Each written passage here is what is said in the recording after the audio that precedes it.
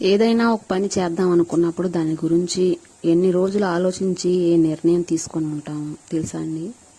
అది ఏంటి ఆ నిర్ణయం అని మీరు అనుకుంటున్నారా? వీడియో ఆపకుండా ఫుల్గా అయితే చూసేయండి, నేనేం చేస్తున్నాను అనేది. హాయ్ అండి, అందరికీ గుడ్ మార్నింగ్. ఈరోజు 5 గంటలకైతే నేను నిద్ర అయితే లేచాను. మరి ఇంత పొద్దున్నే ఎందుకు లేచానంటే వీడియో మిస్ అవ్వకుండా చూడండి నేనేం చేయబోతున్నాను అనేది.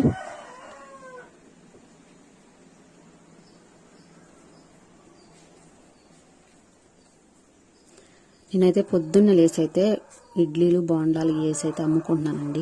చిన్న హోటల్ అయితే స్టార్ట్ చేశాను అనమాట. ఇంట్లో చాలా ఇబ్బందిగా ఉంది, మా ఆయన గారు ఒక్కరికి కష్టపడుతున్నారు, నేను కూడా చేద్దామని ఆలోచనతోనైతే చిన్న హోటల్ అయితే స్టార్ట్ చేశాను. మా ఇంటి దగ్గరలోనే ఇంట్లో పెట్టుకొని అమ్ముతున్నానండి. మరి మనం వేరే పనికి వెళ్ళటానికి నాకు ఒంట్లో బాగోదన్నమాట. బయట కూలి పనికి వెళ్ళటానికి నాకు అసలు ఒంట్లో బాగోదు, తలనొప్పి అనేది డైలీ కూడా ఇబ్బంది పడతా ఉంటాను టాబ్లెట్లు మింగుతూ.